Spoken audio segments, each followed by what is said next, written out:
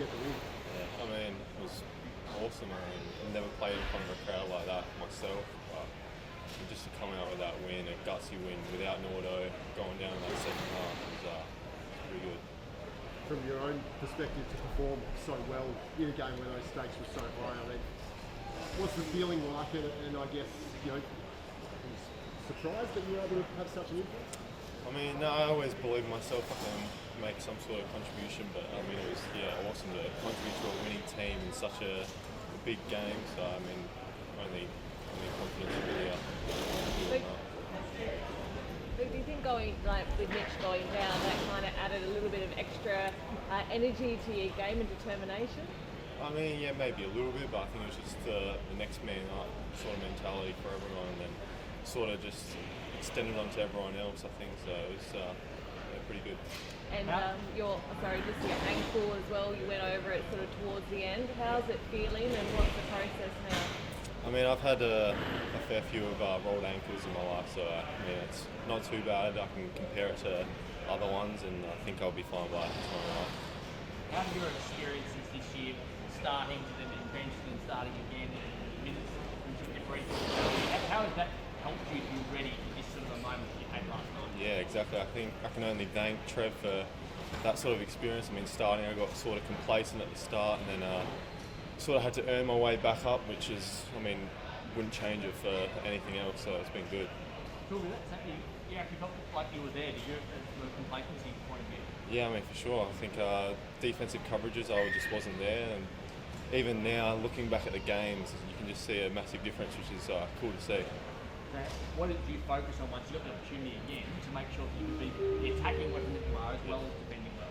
Yeah, it was definitely just defense, just the sort of coverages I've never played before in my basketball career, so I think it was just sort of focusing in on that, and the defensive rules we have here are just a little bit different to what I'm used to, so just sort of focusing in on that and see where it goes.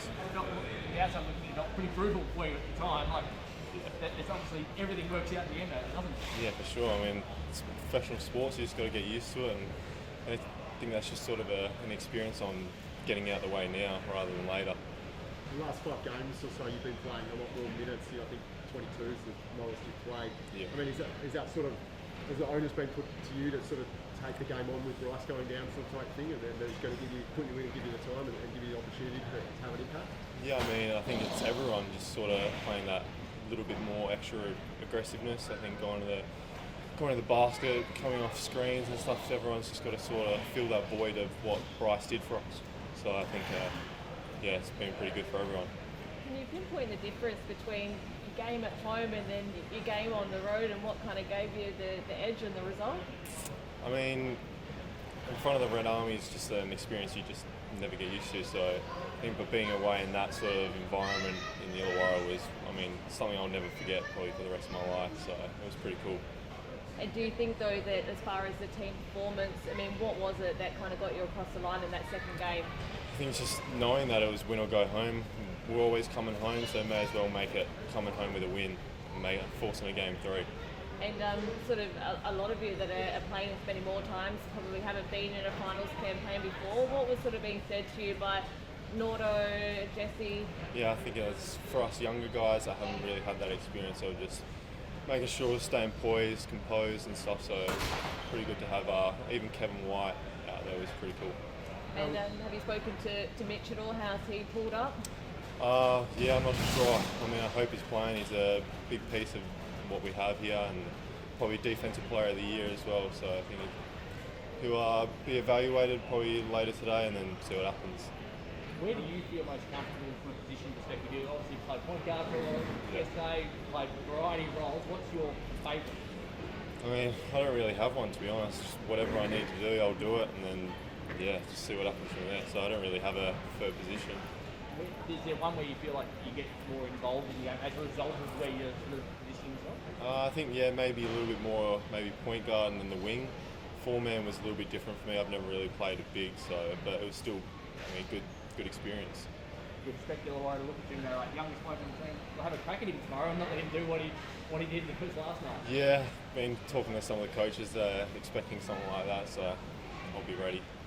I know you're probably focused on winning a championship at the moment, but are you thinking about how your future plays out from here and where you go once the season is? I mean, yeah, every kid's dream when you play basketball is to make the NBA, but yeah, for right now, it's just straight on the championship. Well, I mean, do you know what the options are? How does it work? I think you're contracted for another year, is that correct? Yeah, so I think I have 2 more years, but the third year is I can have an NBA out clause, so if I get picked up, I can sort of just take it from there. So there could be some time away if you're looking for the Yeah. NBA draft, so you're still looking to play in the NBL for a few Yeah. seasons. Who did you grow up idolising in the NBA? You know, what would be the ultimate dream team? Wherever I wanted, really. I think that's everyone's sort of answer, just wherever you wanted. So a lot of the guys your age, who's next stars and Yeah. having success, does that help you to look at them and go, that age can succeed in a professional environment like you are trying to do as well? Yeah, the thing with the next stars is, I mean, they're all pretty much just guaranteed minutes and stuff, so I think being the DP and the way I'm playing right now, it's just, I wouldn't change it, to be honest. I got to earn my way up, earn my minutes, so I think I wouldn't change anything for it. How are the nerves now? I mean, you spoke about sort of a do-or-die clash last night, and you've got another one coming up. Are you still a little bit nervous about that heading into it, or? I'm not too bad. I'm definitely getting more used to it than I used to be, so a bit of an anxious person as it is, but I think I'll be fine.